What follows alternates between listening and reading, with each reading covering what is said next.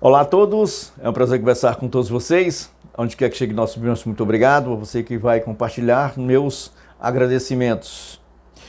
Nós precisamos criar um meio, e não é fácil criar um meio, não é mesmo? Principalmente quando não temos uma razão ou um conceito. Aí é que nós temos muitas, mas muitas dificuldades. Dificuldades que não têm conhecimento. E não temos conhecimento dessas dificuldades, só existem as dificuldades. Essas dificuldades que não tem como você identificar, ela assume posições de desânimo. Ah, não, é tudo si mesmo, né? Nós temos pelo menos uns deputados que são honestos.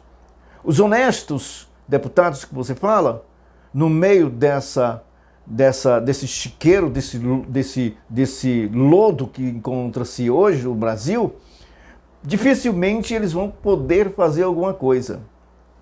Então, primeiro, para você encontrar esse ponto de vista, você precisa despertar e tomar as rédeas de uma consciência de que todos que se encontram nessas condições, eles são iguaizinhos.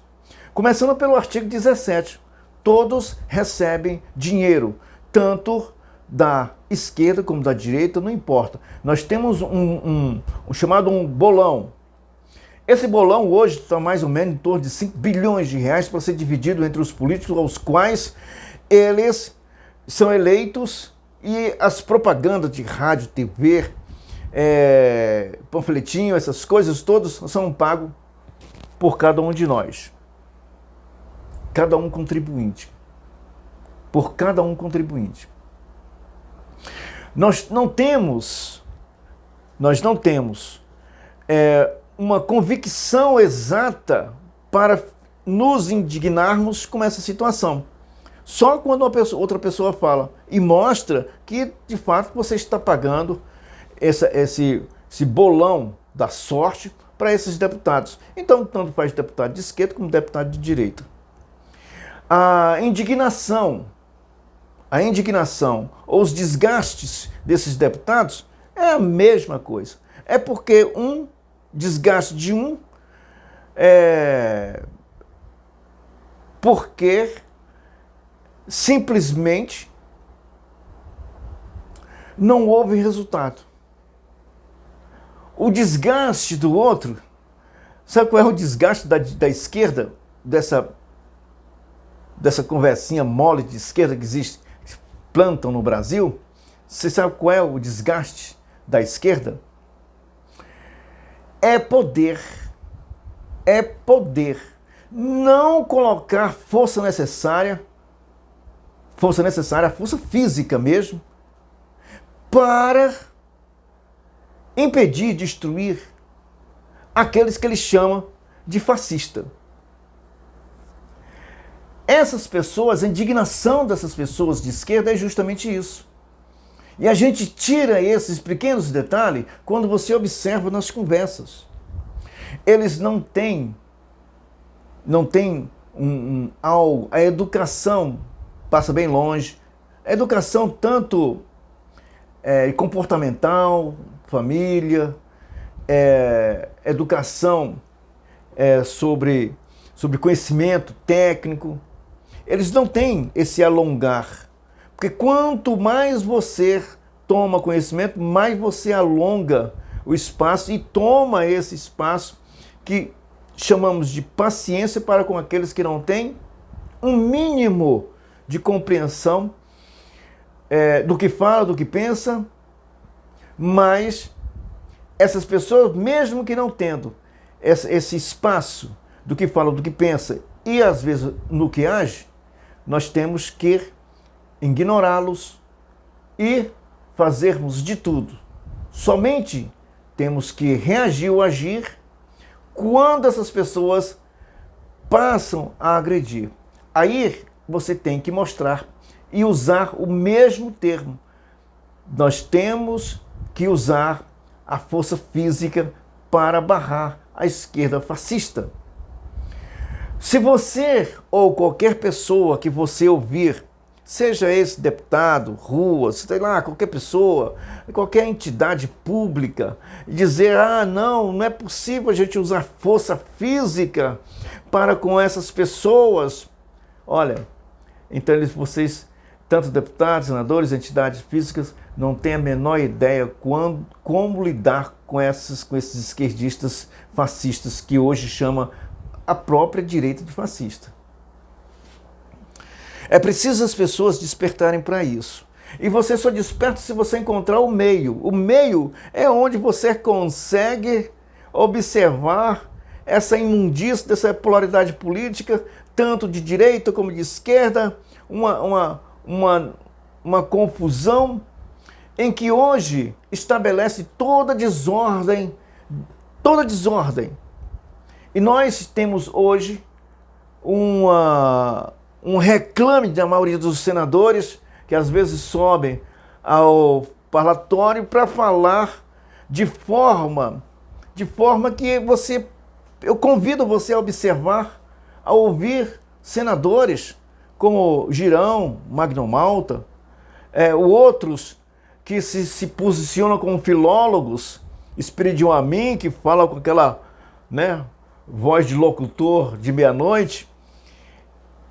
Essas pessoas, os filólogos, eles falam, porque estão ali na rede do Senado, TV Senado, então eles falam, eles sabem que a voz dele vai sair, Mas, tratando-se, por exemplo, de alguns senadores, os demais do 81 você não conhece. Você não conhece.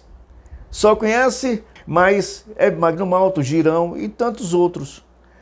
Aí, repito, eu convido você a ouvi-los. Quando eles começam a chamar pelos nomes, senador tal, não é isso, senador tal, não é isso, senador. É porque ninguém está prestando atenção, cada um está com seu celular conversando, seja lá com quem, pouco está se importando com que aquele senador está conversando, com aquele senador está explodindo, não importa. O assunto é importantíssimo. Falamos sobre violência, falamos sobre as investidas dos crimes, o avanço, coisas importantíssimas, a educação sendo destruída, comportamento da lacração que se importa por via de comportamentos individuais e íntimos de outras pessoas, e ali vai misturando tudo. Mas naquela casa nós temos pessoas que foram eleitos, nós temos senadores, deputados, que são evangélicos, líderes, filhos de líderes de igreja, que estão pouco preocupados com o que de fato está acontecendo no Brasil. Aliás, não estão preocupados com nenhum. Eu sou o tipo de pessoa que lhe falo francamente que o parlamento não deveria de forma nenhuma ter resíduo ou resquício de qualquer ideia ideológica. Qualquer não. Nenhuma. Todos que nesse momento estivessem falando, a própria mesa tinha que reprová-los e jotar essa imundície para fora. O parlamento é um local onde se põe as dificuldades do povo, não para que possa adquirir verbas e projetos sendo anotado por um, assinado por outro, para que possam haver trocas de projetos, de valores, que possam essas pessoas simplesmente saírem ganhando de forma igual. Não era para acontecer esse tipo de comportamento, simplesmente era para se fazer. Hoje, por exemplo, o que mais falamos hoje é sobre investimento de infraestrutura. Poxa vida, infraestrutura é a coisa mais fácil que tem para se investir. Mais fácil. Aí eles pegam lá fora bilhões e bilhões e fazem com que esses valores possam ser investidos na infraestrutura. A infraestrutura, Aí quando você vai ver onde está sendo empregado esse dinheiro, não está sendo empregado nas pequenas, nem nas médias empresas para gerar emprego. Pelo contrário, estão esfolando de forma clara, objetiva, com aumentos de impostos. Estão sufocando. Não há um ajuste, e quando há um ajuste não tem um controle, não tem um meio para controlar, porque quando tem um aumento, o proprietário repassa esse aumento para o trabalhador. E o mesmo trabalhador, quando recebe 18, 10, R$1, vai ter que cobrir 10, 15, 20, 30% de um valor de uma mercadoria. Se você não prestar atenção,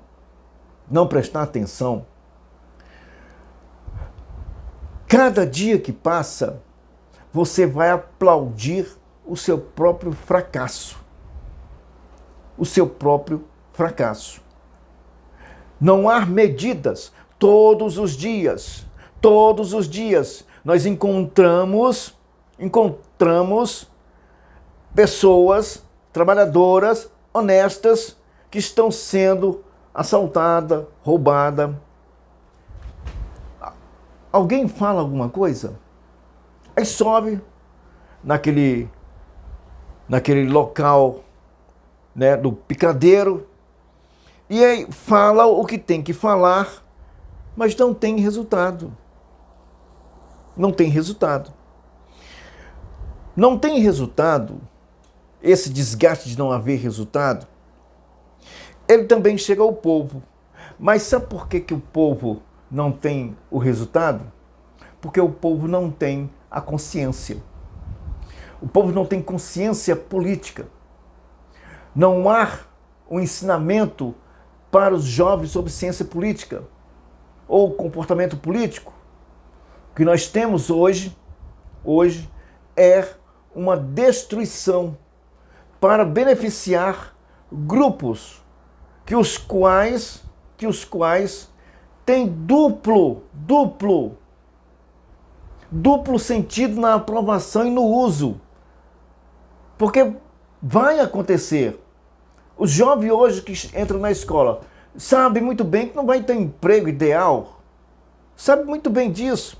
Por muito vai ter um emprego simplesmente por achar que aquele primeiro emprego ou o emprego que ele tem numa pequena empresa, aquilo ali vai lhe servir como referência para o seu futuro. Aí trabalha, não pode sair, senão vai passar necessidade. Então trabalha um tempo, ao invés de pegar esse tempo e investir em estudos, em uma faculdade, a pessoa prefere parar no tempo e mudar de trabalho. Quando menos desperta, o tempo já passou. A maioria dos jovens desiste e vai ser ou trabalhar numa outra forma. Ou vai ser um vendedor ambulante, ou vai ser um molheiro. Tudo isso é calculado. A infraestrutura que principalmente esse governo do Partido dos Trabalhadores aqui fala, é investimento. Investimentos em sindicatos, investimentos em ONGs, investimentos em organizações que possam promover suas imagens ou a sua imagem. Movimentos de quem produz canais de televisão, pagar a Rede Globo, né, outros canais, as suas propagandas. Se falar bem, tudo bem. Se falar mal, tudo mal. Essa é a infraestrutura. Essa é a infraestrutura. Onde qualquer pessoa pode fazer os investimentos em escola, uma mudança de educação, fazer com que os jovens possam estudar, afastar qualquer tipo de envolvimento, seja hoje está da forma cultural que faz com que o jovem se distraia um pouquinho. Ao invés de levar para as escolas esporte, levar para as escolas biblioteca, levar para as escolas o tempo preenchido para que esse jovem possa estudar, fazer com que faz simulações de grau, de termo de conhecimentos gerais, mas não, pula-se. As escolas, as pessoas pulam, perdem o tempo, vai para a rua, namorava. Então, não há uma aplicação da infraestrutura. Não tem como. Não tem como você aplicar um dinheiro que às vezes é tomado emprestado e depois pulverizado dentro de uma população em que todos irão pagar. E como? Aumentou os impostos sobre produto, eles repassam para você. Não tem para onde você correr. E dentro dessa estupidez de pluralidade política, o que mais a gente vê é que algumas pessoas... nós tiramos o Bolsonaro. Bolsonaro diante do Brasil, diante de uma população, não é nada. Nós tiramos o Bolsonaro, tiramos... Aí as coisas estão acontecendo, as pessoas estão perdendo emprego, os impostos estão aumentando, tem que tirar de algum lugar. Né? O pobre já não pode mais comprar na Shopping porque está saindo muito caro, os impostos estão muito caros, né? A alfândega está cobrando muito caro, tem que fazer dinheiro. Tem que fazer dinheiro. Para quê e por quê? Para quê e por quê? Porque tem que pagar os companheiros, tem que pagar as pessoas, tem que pagar esse gasto, essa máquina inchada que está por aí. Onde deveria ser o contrário, será menos estados, mais liberdade econômica. O que mais nós estamos encontrando são atitudes tomadas por setores que nem sequer foram eleitas ou eleitos para tomar atitudes em relação à medida fiscal, medida de reforma tributária. Recentemente, a reforma tributária, a gente viu quem são os convidados que estavam lá. Então, essas coisas é que as pessoas, o ser brasileiro tem que mudar. E começa essa mudança, começa quando você toma uma consciência de que você não está sendo atendido. Essa falha democrática, esse esfacelamento democrático está acontecendo por via de um comportamento que a gente deixou de lado, deixou acontecer. E não se pode permitir acontecer simplesmente pelo fato de uma pessoa dizer: nós vamos fazer isso por você. Meu amigo, qualquer deputado que chegar, senador, deputado que vai fazer, não acredito. Não acredite nisso. Isso é balela, isso é mentira. Isso é passando mel na sua boca para você, mais tarde, passar por uma condição difícil. Porque não vai ter emprego. Eles dizem: vamos ter um novo Brasil. Olha, eu duvido. Eles é que não têm coragem de dizer isso. Aliás, poucas pessoas têm coragem de dizer isso. Eu duvido, nesse cenário que nós estamos vendo, eu duvido que com essa juventude ou com esse desfacelamento da democracia, com esses partidos que aí se encontram, se gladiando entre si, um parlamento onde tem pessoas que prontamente, à luz do dia, diz que é a favor do aborto, que é a favor de uma regulamentação, sempre regulamentação, é sempre um meio para criar a burocracia, é o que mais as pessoas sabem fazer. Você acha que esse Brasil vai dar certo? Com tanta desigualdade, com uma polaridade, um dos lados da polaridade política apostando no maior número de roubo, maior número de assalto, maior número de desordem, maior número de escolas, sem uma referência que possa levar esses alunos ao mercado de trabalho de uma forma que ele possa desenvolver, que possa... Você acha que esse Brasil vai dar certo? Você acha que esse Brasil vai dar certo? Pergunte a você mesmo. É evidente que não vai dar certo. Agora, é possível mudar?